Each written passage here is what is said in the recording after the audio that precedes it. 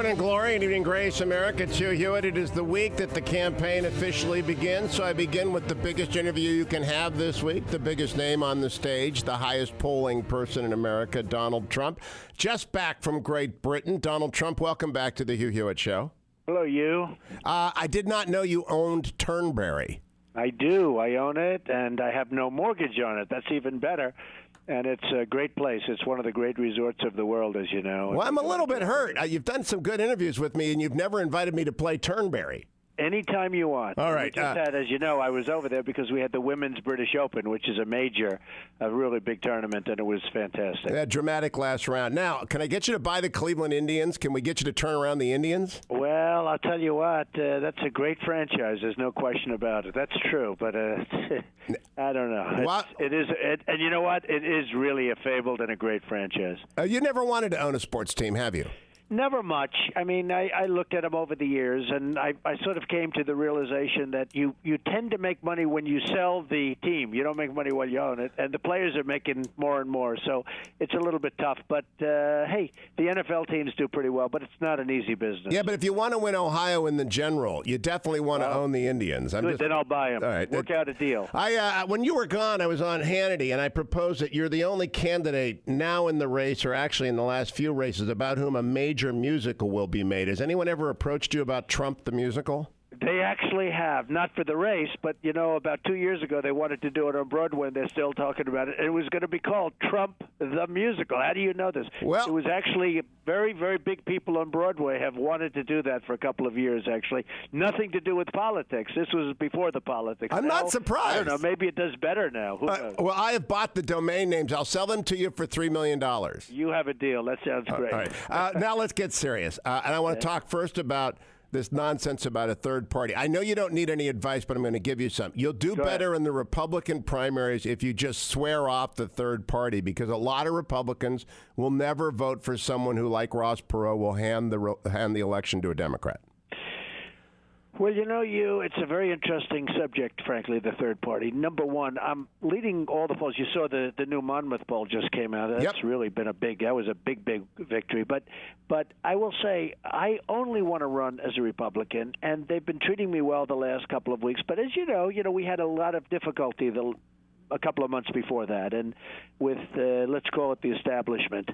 And it just seems to me that as long as we're treated with respect and treated fairly as a Republican, I want to do that. I want to run as a Republican because that's the way we're going to win. We're going to beat, I don't know if it's going to be Hillary, because to be honest, the problem she's got with the email stuff, I mean, I don't know how she can run, because Petraeus, as you know, he was just destroyed over the same thing, except his is a much more minor infraction. I mean, what she's done is criminal. So I just don't know if she's running or not. But I believe I would absolutely beat her or beat Biden or whoever is going to run, because the country is ready for such a change. When it comes to that, I would say I want to keep my options open, but I could certainly maybe be convinced at a certain point. Because I think you're putting a ceiling very well with the folks, and we'll see what happens. But it's something where I could be convinced. There's no question about it. Yeah, well, my 2 cents are you put a ceiling on yourself, because a lot of people like me will never support anyone who dangles the opportunity out there of a third party, because it means the other side wins. So just my 2 cents. Never heard it, put so strongly, because, I want to run as a Republican. That's what I want to do. That's what I'm doing. I'm not even thinking about the other. And people want me to immediately give that up, and it's just something that it doesn't seem that important to give it up. But when you say it the way you said it, that's very interesting. So I'll be thinking about that. All right, now I want to go back to Hillary, because you just said something which is true. 18 U.S.C. 1924 makes it a crime that David Petraeus pled guilty to 2 years of probation, $100,000 fine, before Mr. Deutsch lost his job in the government. When I was in the government handling top secret SCI information, if I'd left it on my desk, much less taken it home, much less left the government and kept it, I'd have gone to jail. You said what she has done is criminal. Do you think people widely recognize that, Donald Trump? I think it's amazingly, you talk about Teflon, and they've been skirting the law for years on so many different elements, but it's amazing that she's getting away with it, and they talk so like she's going to be running, she's going to be the candidate. I was watching some of the pundits the other day, even the Republican guys, even the conservative guys, they're talking like it's going to be Hillary, and they don't speak of it the way I speak of it. I'm so surprised that they're not tougher with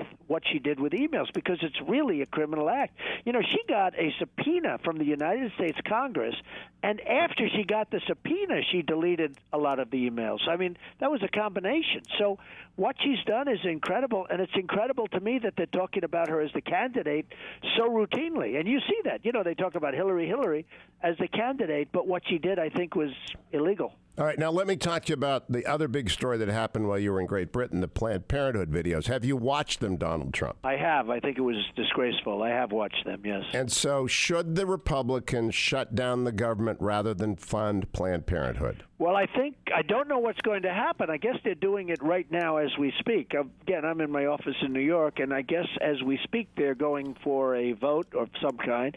And you would think that would be a vote that they get. Is the word that they won't get that vote? The word is that Democrats will filibuster and that the president will veto in any sense. The only way to get rid of Planned Parenthood money for selling off baby parts is to shut the government down in September. Would you support that? Well, I can tell you this. I would, and I was also in support. If the Republicans stuck together, you could have done it with Obamacare also, but the Republicans decided not to stick together, and they left a few people out there, like Ted Cruz. You know, they left a lot of the people that really went in and wanted to do the job. And you know what? If they stuck together, they would have won that battle. I think you have to in this case also, yes. All right. Now, I want to go and talk to you about John McCain. I've had my arguments with John McCain over the years, and a lot of them, actually. I've always said he's a great American, a lousy senator, and a terrible Republican, but he was a man of great courage. You said you don't like people who get taken captive. Do you regret that? I mean, can we admit that was a mistake? That was You know, I actually said, and when they put the whole statement on there, it read fine, but where I'm upset with John McCain, and have been for a long time, I've been making the rounds to many states, and you see that, and I'm all over the place. And the veterans come up to see me, and they have tears. Some of these guys are just strong, powerful, wonderful people, and the families are wonderful. And they come up to me, and they have tears coming down their eyes because of the way they're treated. And John McCain has done nothing for the veterans. In addition, when I was in Arizona, I had 15,000 people that were there, and you heard about it. It was a big rally. Event. Big rally. With phenomenal people, and John McCain called them crazies. And I was so insulted. And these people were phenomenal Americans, and he called them crazies. So I have no problem with what you said, except that he's got to be a little bit careful also. You can't call those people crazies, and you got to help the veterans, and he's done. It just hasn't worked for the veterans. But will you agree with me that people who have been captured in war are often captured because they are too courageous, and jet pilots over North Vietnam, that's courage? Oh, absolutely, and I've said that. I've actually said it. You know, you had a very good reporter, as you know, you've heard all about that, analyzed what I said, and came out, and Atkinson, and said that what Trump said was right, but they had to read it, and they'll take a quarter of a sentence or half a sentence out. No, certainly it's courage. I have no question about that. Where I'm disappointed with McCain is he has not taken care of the veterans, and the veterans are treated very badly in our country, and that's terrible. All right, now I want to go back to the Republicans. If you are treated well, but you don't win anyway, all right, let's just say it's a fair fight. You're not mad. You're not going to run a third party. You declare as much. Can we talk to you already about running against de Blasio? Because you could beat de Blasio like a pancake, right? And you know how to run New York. He certainly has a lot of problems in New York, I will say that, and a lot of people are very unhappy. So we'll see what's going on. I certainly would have no interest in doing that, but he does have a lot of problems in New York, and the people in New York are very upset with him. Why would you have interest in being the mayor of New York? You're a big guy. It takes a big guy. It takes Rudy. It takes LaGuardia. It takes Jimmy Walker. It takes big people to run that city. Rudy actually did a very good job. Rudy was a very good mayor, did a good job, especially when it came to the crime aspect of it, and he was terrific. No, it's just something I don't have. I mean, I am so set on making America great again, and I know how to do it, and I will make such incredible trade deals. We're losing with everything. We're losing with China. We're losing with Vietnam. People don't realize what's going on with Vietnam.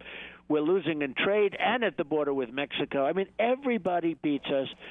Saudi Arabia makes $1 billion a day, and they give us nothing, and we protect them. Without us, they wouldn't be there for 15 minutes, frankly. And I just see what's going on, and I can't believe the stupidity. You look at the Iran deal. I mean, tell me about the Iran deal with the 24 days and with the 4 prisoners that we can't even get because they don't want to bring it up because it's too complicated. And why is it complicated? And, we gave them back a nuclear scientist. People don't even realize that. We gave them back one of their scientists, a nuclear scientist, and yet we can't talk about these 4 people that are in prison for no reason whatsoever. One's in prison because he's a Christian, okay? Right. I mean, he's a Christian pastor. So, I look at what's going on with the country. I look at Sergeant Bergdahl. He's terrible. I mean, he's a traitor. He's horrible. So we get Bergdahl, and they get 5 of the people that they most wanted anywhere in the world. They get them, and now those people are back on the battlefield. And we have Bergdahl. Who the hell wants him? All right, question. Edward. I can't believe what goes on with our government. Edward Snowden, hero or traitor? Oh, I say total traitor. I think he's disgusting, and I think he's a traitor. And I think it's amazing that Russia is keeping him, and it just shows the disdain that Russia has for Obama. I say total traitor. All right, let me go to some and policy. He's caused us tremendous problems. Oh, you bet. With other governments. Caused us tremendous problems. So did Hillary. I mean, those governments knew everything that was on Hillary's server, right? I agree with that. Yeah. And you know who also knew? Uma Abedin. And you know who her husband is? One of the sleaziest guys in the world, Anthony Weiner. Now, you don't think she told him about all of these emails and shit? Uma was the one that really sort of processed it. She had everything. And of all of the people, she's married to Anthony Weiner. And he now works for a PR firm. So think of this. He's a PR guy working for a PR firm. He's a total sleaze, and she's giving all this information, and this is top secret stuff, but she's the one that processed it. There are concerns about Uma as well by Andrew McCarthy. I put them in my book, The Queen, that she has a very sketchy background going back to Muslim Student Association and other sketchy. Do you share those concerns? Well, I certainly think there's a lot of things going wrong with Uma. And part of it, from my standpoint, because I knew Weiner, and Weiner is not a good guy, and for his wife, and a husband and a wife, they talk. It's called natural. They talk. And for his wife to have access to these emails and give them to Anthony Weiner and what he did, forget about the Internet, what he did. I mean, he now works for a public relations firm. All right, let me ask you about the American nuclear triad. Is it necessary anymore, Donald Trump? Is it affordable? I think that one of the most important things that we have to worry about is nuclear, generally speaking. The power of nuclear, the power of the weapons we have today. And that's why, by the way, that's why our deal with Iran, the concept of it is so important. But you have to make a good deal. And what they should have done is they should have doubled up and tripled up the sanctions and negotiated from strength instead of the pathetic negotiators that we had. So anything having to do with nuclear, to me, the power of the weapons, the problem we have today is not how many soldiers you have. The power of weaponry today is of utmost importance. Do we need all the 3 kinds of nuclear weapons that we have, though? I think we should absolutely, we're going to have to build ourselves back up because our stuff, I don't know if you saw that 60-minute piece, it was about a year ago, where our nuclear weapons are so obsolete and so outdated. The phones didn't work. They were wires, and the wires were rotted. And frankly, I mean, to allow that even to go on television where they're, giving tours of places, the silos, and they're rusting and rotting. And if I'm Putin and I'm looking at that, I'm saying, wow, these guys don't have the power that we thought they had. But do you think we can afford to just update one of the 3 legs, or do we need all 3 of them like we did during the Cold War? I think we need massive protection. And unfortunately, the nuclear is the protection. It's not just a question of having 1 million soldiers nowadays. You need the protection because North Korea has it. The deal, based on everything I've seen, as you know, Iran is going to have it. Pakistan has it. India has it. I mean, hopefully India is on our side a little bit more than most. But people are getting it. And Russia has it big league, and China has it. But, Putin said about a month ago, and I was shocked to hear it, first time I've ever heard it from that kind of a power, essentially said, don't mess with us, we have nuclear weapons. Do you remember that, right? Yeah. Hey, I've never heard anybody say that from that kind of a country. We're out of time, so I just got to close with a couple of pop culture. Have you picked a campaign song yet? Like Frozen, you could do Let It Go. That would be a good one for you?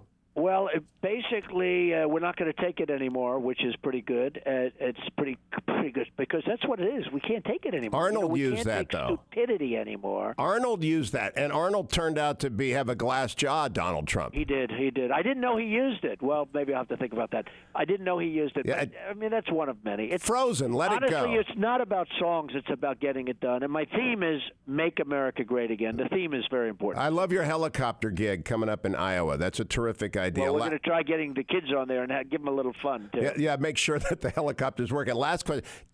When's the last concert you went to, Donald Trump? Well, I haven't had much time. I probably Elton John at Madison Square Garden. Okay, so you do go to concerts. You're a pop music aficionado. A little, not aficionado, but I do like music. Okay, Elton John. So last thing I'm leaving you with, I'm waiting for the Turnberry invite. Number 2, think about the Indians. 100% on both. I love the idea of the Indians, I have to tell you. And Turnberry, as you know, is a very special place. It is. Donald Trump, always a great pleasure to talk to you. Watch you on Thursday night. Thank you very much, Hugh. I appreciate it. Bye-bye.